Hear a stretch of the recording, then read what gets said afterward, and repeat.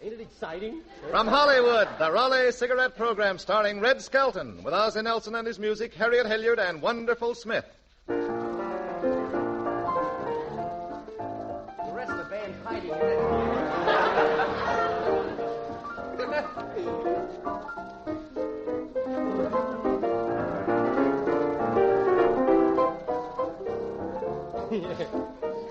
Show's been great up till now.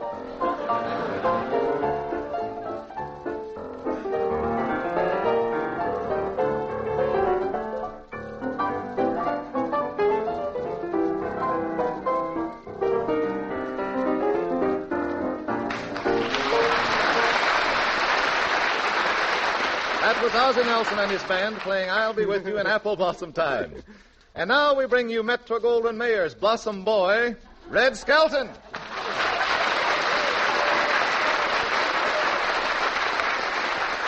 Thank you very much, and good evening, ladies and gentlemen. Say, Bradley, Yeah. Where were you? I tried to get a hold of you Friday night. Where were you? I was home. Oh, well, no wonder we couldn't find you. We wanted to take you to the fight. Well, some of the boys dropped over, Red, and they took me to the cleaners. Oh, I see. Say, Red, do you like the fights? Yeah, I go to the fights every week at the American Legion Stadium. Gee, do they have them there, too? Yes? What says here? Yeah, I was there last week. Boy, what a knockout. What a knockout. Yeah. Too bad her husband was with her. There certainly is a lot of noise at the fights, isn't there? Yeah, you know, I was so noisy that the woman in front of me turned around and says, "Hey, stop yelling. You'll wake up the baby." Red, do you mean to say that some woman brought a little tiny baby to the fights? Yeah, but it was all right. She took the baby out early. That's good. Yeah, she didn't want him to miss the last show at Ciro's. But, you know, I really enjoy the fights anyway. You know, I had a good seat. Yeah. I sat between two big fat ladies. You were sitting in between two big ladies? Yeah. Tell me, were they really fat? Fat? I felt like a Florida grapefruit between two California oranges.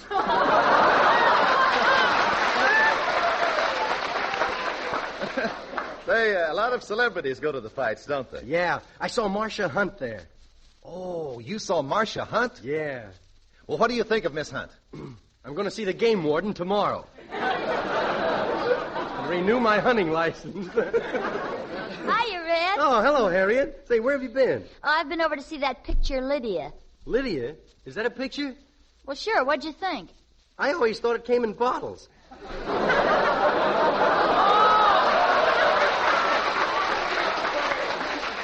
But listen, Harriet, did you enjoy the fights the other night? Oh, I sure did, Red. Say, what was that thing that fell out of the fighter's mouth when he was hit on the jaw? Oh, that was his mouthpiece. Oh, nowadays a lawyer will work anywhere to make $1, won't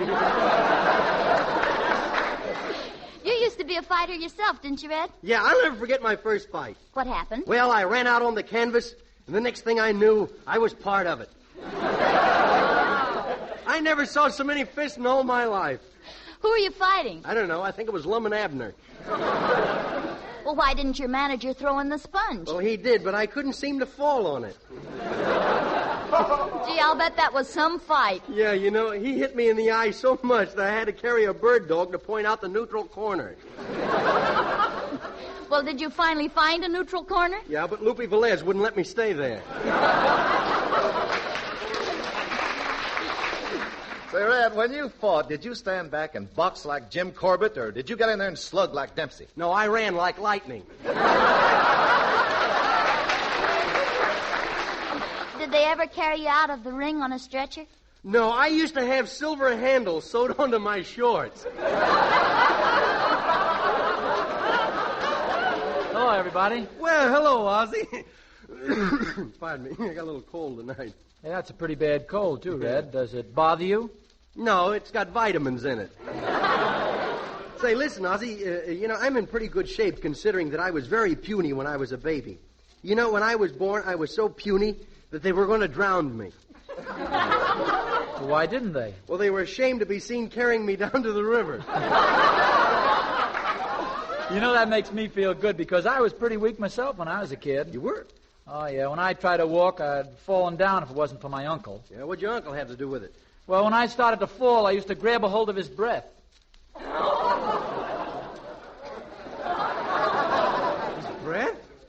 was the eggnogs that did it. The eggnog? Yeah, he used to drink eggs and fall on his nog. Ozzie, just for that, I'm not going to finish your sock. Well, I'm sorry I got so silly, Red. But, I just wanted you to see what a strong physique I have now. Oh. Here, just feel my right arm here. Now, feel my left arm. Now, get a load of this chest. Well, what do you think? I'm sorry, but I can't give you more than 6 cents a pound.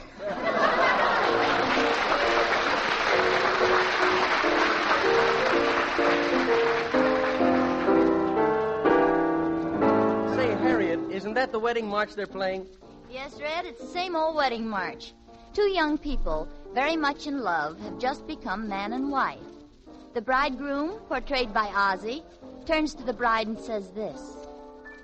If you have troubles, dear, whatever they be, remember I'm always near to take the raps for thee. Time passes swiftly by, and we find the same two people after they've been married for 20 years. And please, please remember, we're only kidding. I guess I'll have to dream the rest. You look so athletic the day we were wed. Success has gone to your stomach instead of your head. Whatever happened to your chest? I guess I'll have to dream the rest. You really put me to the test. You looked so romantic before you were stout. Your hair had such beautiful waves before the tide went out. Now I count 6 or 7 hairs at best. I guess I'll have to dream the rest. Well, I guess you're right, says he. I'm not quite the guy I used to be.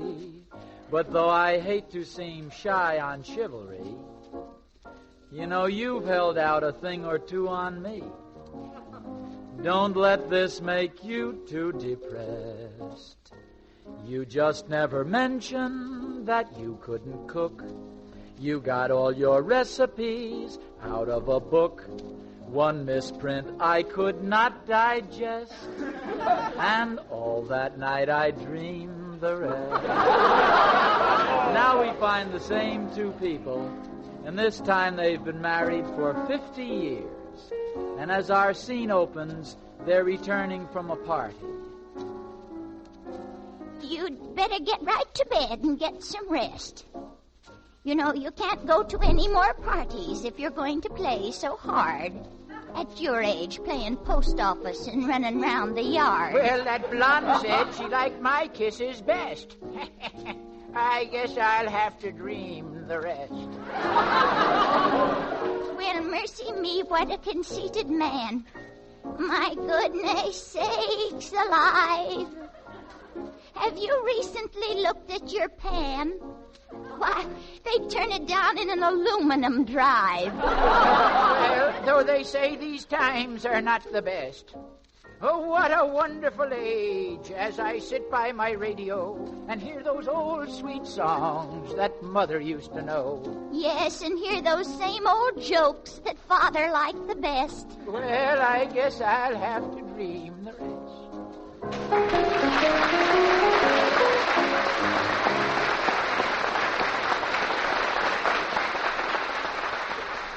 That was Harriet Hilliard and Ozzie Nelson with their special brand of dreaming.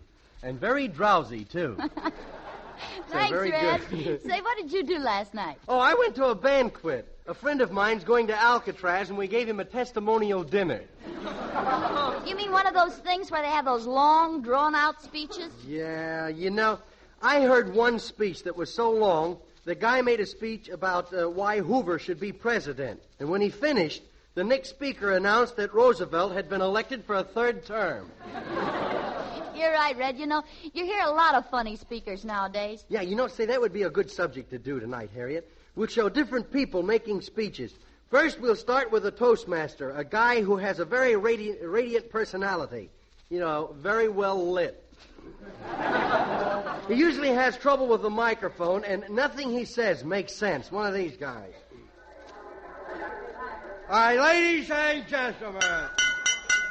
Ladies and gentlemen. Hey, pipe down. Where do you think you're at? The public library? Hey, Chris, you've been drinking? Well, you don't get this way from eating peanuts. Hey, maybe the mic isn't on. Hey, maybe it's not. Testing. 1, 2, 3. Testing. 1, 2, 3, 4, 5, 6, 7, 8, 9, 10. Jack, Queen, King. 1, 2, testing. Yep, it's on. Quiet, everybody. Quiet. Hey, I got an idea. I know how we can stop them. Give me that bottle of champagne. That did it. Ladies and gentlemen, I have an announcement to make. Due to the fact that Monday comes on Tuesday as Wednesday, our regular Thursday meeting will be held on Friday this Saturday because Sunday's a holiday.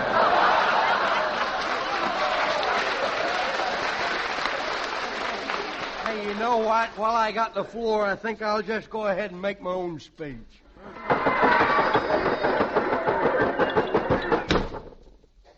Hey, where'd everybody go? Home. Well, why didn't you go, too? I can't. Why not? Well, I'm the next speaker. Say, Red, did you ever see a nervous speaker? Yeah, I saw one once. Boy, was that guy nervous. He was one of these type of guys. What's the matter? You nervous? Stop shaking. I'm not shaking. I got a hangover from a pinball machine.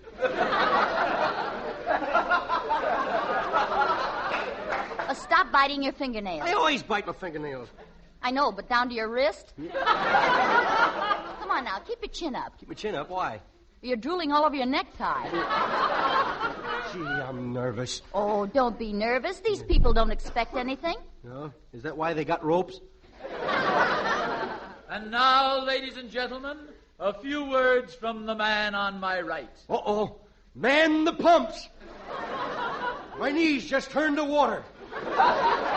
Ladies and gentlemen, I give you Casper Skelton. Oh, Casper Skelton's going to speak. Snap out of it. That's you, moth-eaten. Oh. Come on, say something to the people. They're all sitting there with their mouths open. What are they expecting? Speech or herring? With you, they'll get both. Yeah. Now get up and speak. Okay. Ladies and... Ladies and Could I have some water? Water? Yeah, it's water. You want it in a glass or a cup? No, just wrap it up in a napkin. Go on. Go on with your speech. Here, have another drink of water. If I drink any more water, they'll have to build a dam in the back of me. I have a few notes here that I would like to read from.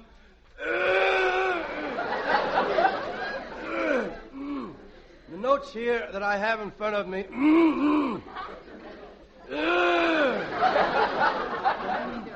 Mr. Skelton, unless you make a payment on your... Wrong one.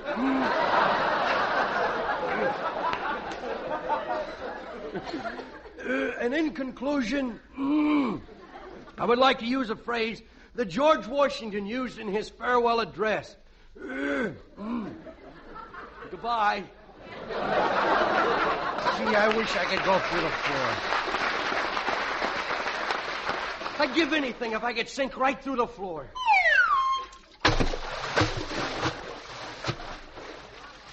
Fine place for a manhole.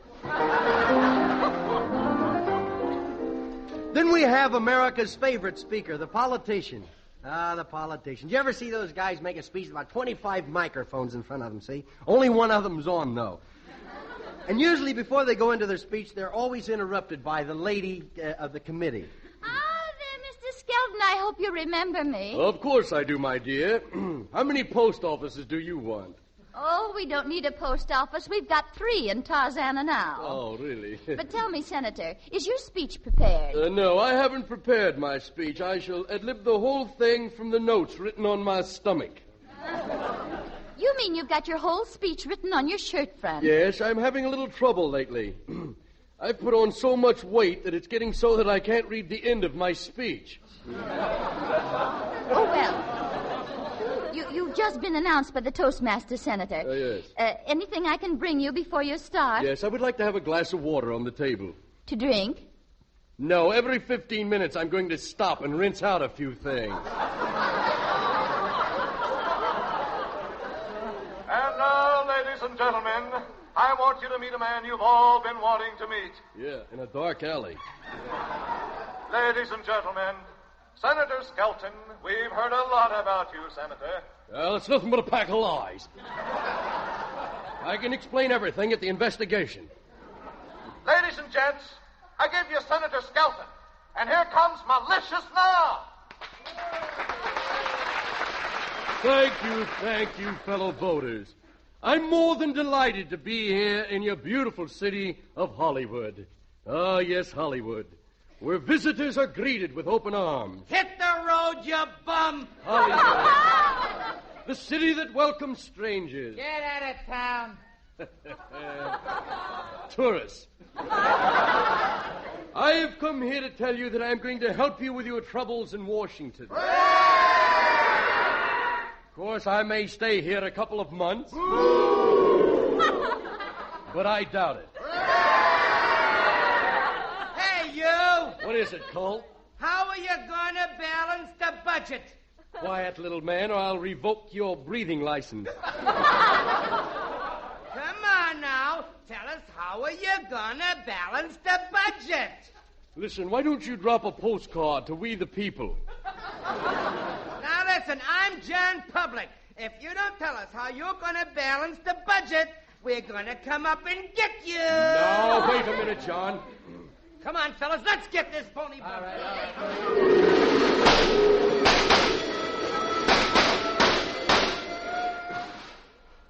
And so, dear John, good night.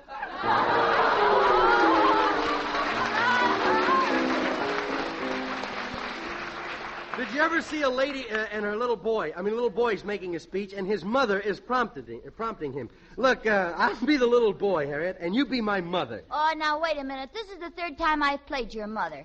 Next time, you got to play my mother. Yeah. Be kind of silly, wouldn't it? Okay, let's go. All right. Now, Richard, be sure and face the audience and talk loud. I changed my mind. I don't want to do it. Oh, yes, you will. Do you see this razor strap? Yes, aren't you the way to grab? You know what I'm going to do with it? I don't care. Go ahead and shave. Listen, if you embarrass me, I'll whip you till you can't stand up. Yeah, you whip me that hard, you'll have to hang me on a hook, 'cause I won't be able to sit down either. Now act like a little gentleman. Someone's coming. Yeah. Well, what a nice little boy. Here, my little man, let me pat you on the head. He's got all his teeth, hasn't he? Richard, you shouldn't go around biting people. Why not? I got rabies. Isn't he a cute little boy? What kind of a speech are you going to make, Richard? Now, wait a minute. Let's not get nosy, Bob. Now, see here. Do you know who I am? No. Well, take a good look at my face. Well? What is it, true or false? Madam, you please control your child. If I'm going to introduce him to the audience, I must know what he's going to do. I tell you what I'm going to do. I'm going to get out of here. I'm not going to stand up in front of them people and make a monkey out of myself. Oh, now, I'm going to go. Richard, wait. Where are you going? I'm going over to the amusement park and throw a dead skunk into the tunnel of love. Richard, you come back here. No, I Don't won't. worry, I don't Mr. want Oberwein. to. Oh, yes, you will. Here, put your shirt tail in. I'll comb your head. Okay. I'll introduce him. Well, give me a big build-up. I'm a child movie star, you know. Oh, really? Yeah. Oh, yes. He was in Dr. Kildare's picture entitled A Strange Case. Yeah, all through the picture I sat in a big glass bottle. Treading alcohol. Richard, Now, ladies and gentlemen, little Richard Skelton. Go ahead. No, I changed my mind. I'll do it on a repeat show. I don't want to do it. Come. No, I don't want to do it. Don't do it. No. Now, I wouldn't cry like that. Well, you cry your way. This is my way. Yeah, I'd go out, Mummy, but I can't think of anything to say. Oh, don't be scared, darling. Now, you just go on out, and I'll prompt you. Would you? Yes, now you just run on out there. Okay. Look at the people. Ladies and gentlemen, As I stand here, as I stand here... looking into your faces. No, don't. As I stand here... Oh, yes, I know. Ladies and gentlemen, as I stand here looking into your faces, I can see that there are a lot of faces that really need looking into. No. Richard, recite your poem. Which one? Algae. Oh, no, that would lay an egg with its mob. No, I don't think they go in for that smart stuff. Go on, recite your poem anyway. All right. Algae. Algae saw a bear. The bear saw algae. The bear was bulgy. The bulge was algae.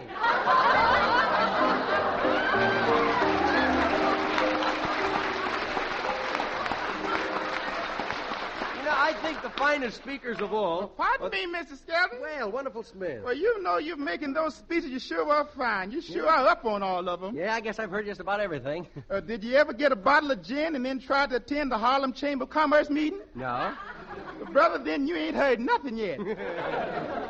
Well, really something, huh? Well, I made a speech last week, and Congress is still debating whether I should arm myself or not. Well, what happened? Well, while I was speaking, someone gave me a hot foot with a blowtorch. A hot foot with a blowtorch? Yes, sir. It was my first fireside chat. Say, wonderful. Maybe we could show the folks a real Harlem speaker, huh? Well, yes, sir, Mr. Skelton. I'd like that. Okay. Now, ladies and coffee pot dodgers. Your speaker that I was about to introduce is really a fine man. In fact, he is one of the best politicians that money can buy. I gives you now Wonderful Smith. Take it, boy. Well, thank you. That dinner sure was fine. But a little thing has come up. The man hasn't been paid. Well, brother, shall we pass the hat? Well, that's hardly advisable, because the last time we passed the hat, we not only didn't get any money, but we didn't even get the hat back. I don't think you was impressing the brothers very much, because you're not a polished speaker, you know. Well, I knows where I can get that. Will you pass the phone, please? Yeah, you want mustard or ketchup? Olive oil. Oh. Hello, operator. Give me the Speaker of the House, Washington, D.C. Hello, Mr. Speaker Rayburn. This is Wonderful Smith. Well, I need a few pointers on how to be a great speaker. Hang up, boy. That man's busy. You say every successful speaker has a glass and a pitcher of water handy. Does it have to be water? But, Mr. Speaker, water doesn't agree with me. It has no vitamins. The other stuff ain't got no vitamins either. Yeah, I know, but if I gotta miss my vitamins, it's gotta taste good. What'd you say? You want to know what ticket I'm running on? Well, Mr. Speaker, I've been on the fence so long, the termites use me for a base. Say, find out how to get the lady vote. Oh, yes. Well, Mr. Speaker, what do I have to do to get the ladies' vote? Oh, I see. What do you say? Kiss all the pretty girls. You say every kiss is a vote? I wonder how many times Hattie McDaniels can vote. Well, Mr. Speaker, what do I do then? Take a subject like the new tax? By the way, how is Mr. Morgenthau? Well, thank you, Mr. Speaker. I'll try that, too. Well, I was going to be a great speaker now. In fact, I'm going to be the greatest political speaker of them all. What you going to do? I'll tell nothing but the truth. Yeah.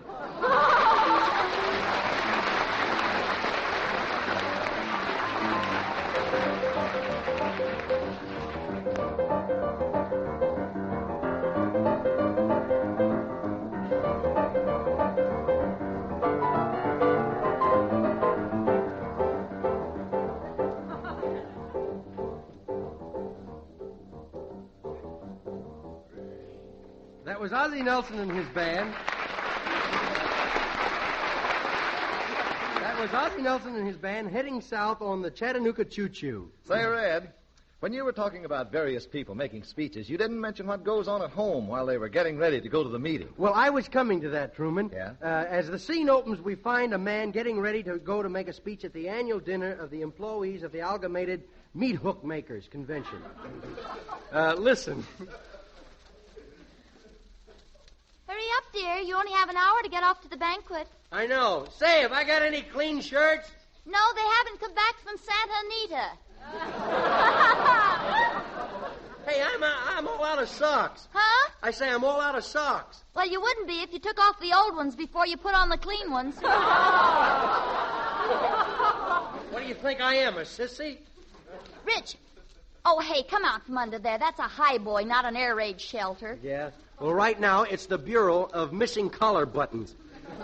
Oh, did you lose your collar button? No, darling. The collar button and I are just playing a little game of hide and seek. I'm it. Chloe. Chloe. Hey, who's Chloe? That's what I call my lavender shorts. Now, Richard, don't forget, this is a formal affair tonight. Formal affair? Yes. You mean I gotta wear my gold tooth? Yeah, and the black and white toupee. I'll put on a clean sweatshirt, too. Say, you'd better run over your speech. Oh, yeah. Hey, are you sure this is a good speech? The book I got it out of says it helped one guy get promoted from dishwasher to busboy in less than 3 years. Well, I ain't that smart. I don't know. May I better rehearse it a bit. Gentlemen and ladies. Oh, say ladies and gentlemen, you dope. Ladies are before gentlemen. On what bus? Look, I'll try my speech. Ladies and gentlemen, there's a rumor in the air that I am going to be the new busboy. Oh, fine. Listen, Concrete, you're supposed to change that to general manager. Oh, I see. There's a rumor in the air that I'll be the new general manager. And if this is true, I won't refuse it, but I'll make a good impression and sit down. I don't know. I don't sound like a very good speech to me. Oh, well, don't worry. It'll be better than your rival, Herman Crumpet. Well, I suppose so, but, hey, you think it's cold out? Probably is. You think I should wear my fur, Chubby?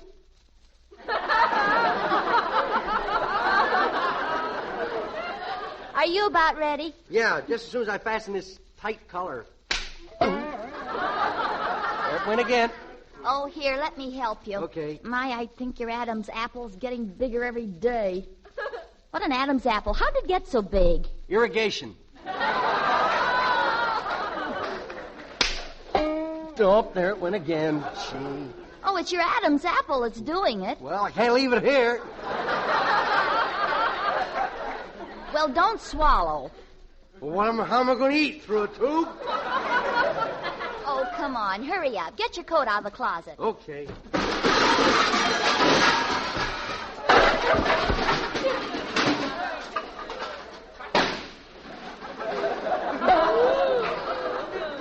That closet must have been left over from the Fibber McGee and Molly program.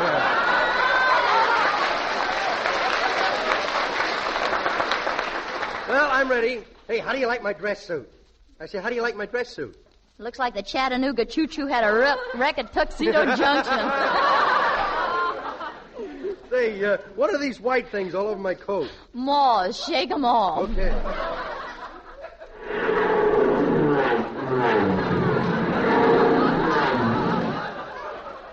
Now I know what they mean by keep 'em flying.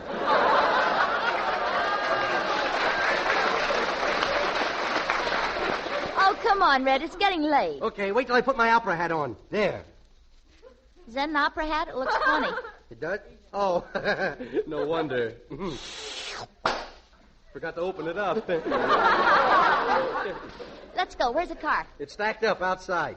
I thought you had it parked in the backyard. I did, but the gophers kept dragging it down a hole. They thought it was a relative. Well, here's the car. Step in. I'll get in the back seat. Okay, as long as I can hear you so I'll know what to do.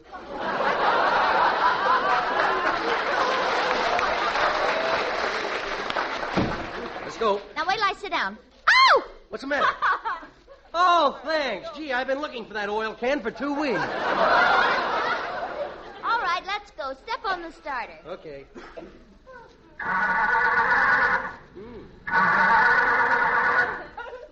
I think we're out of spark plugs. Want to start? Nope. What do we do? Well, I could build a hill. Oh, I'm sick and tired of this old car. Yeah, I'm getting kind of tired of it myself. Every time we take it out in traffic, it starts sniffing around those new Chevrolets. Maybe it's nearsighted, huh?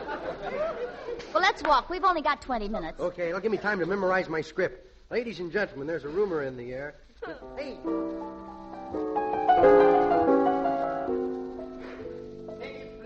Ticket, please. Go on, give him your tickets. Uh-oh. Haven't you got the tickets? No, I left them in my other shoes. Hello, folks. Well, how are you, Skelton, Mrs. S? My, you look sweet enough to kiss. Do I? All right, break it up. If you ain't got a ticket, please don't block the doorway. Okay. Oh, if you folks don't have tickets, I'll be only too glad to... Now, wait a minute. You think we'd take money from you? Well, do you? Do you want me to answer this, or shall I stick to the script? Please, Mr. Crumpet. Well, I was only trying to be sociable. After tonight, I'll probably be the new general manager and your new boss, Skelton. Why that little? If I had enough Raleigh coupons, I'd really tell him off. Say, are you sure this speech you got for me out of the book is strong enough? Yes, and you'd better rehearse it again, too. Yeah, ladies and gentlemen, there's a rumor in the air. Hey, maybe if I punched it up a little bit and says, ladies and gentlemen, as the landlady said when the boarding house exploded, there's a rumor in the air. That's cute. I'll be the new general manager. Oh, my, wasn't that shrimp good? Yeah, it's the first time I ever ate a midget. I put that in for the small fry. Quiet, everyone. Quiet down now. At this time, I want you to meet 2 gentlemen. And after they make their speeches tonight, one of them will be chosen as your new general manager.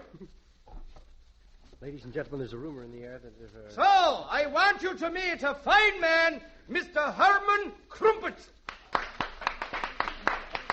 Oh, thank you. Oh, gee, he's cute. Cute, huh? I heard that he makes his own hair. Quiet.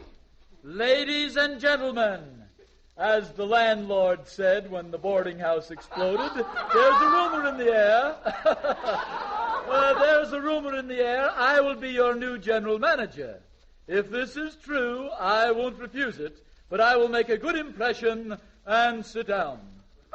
Hey, that's the same speech I was going to make. He got it out of the same book you got. Oh, what'll I do? And now, we want you to meet the other fellow we have in mind for the job, Red Skelton.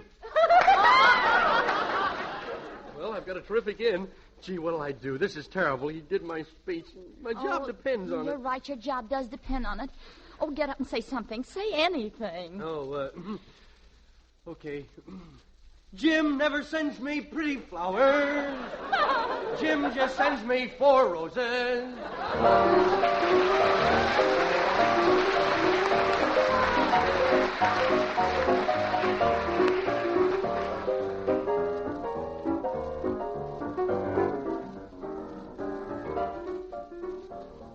As this Armistice Day tribute, Ozzie and the boys close this week's show with Thank Your Lucky Stars and Stripes. Remember, we'll all be back again next week. Red Skelton, Ozzie Nelson and his music, Harriet Hilliard, Wonderful Smith, and your announcer, Truman Bradley. Until next Tuesday, then. This is Red Skelton. Say goodbye now. We're a little early, folks. Red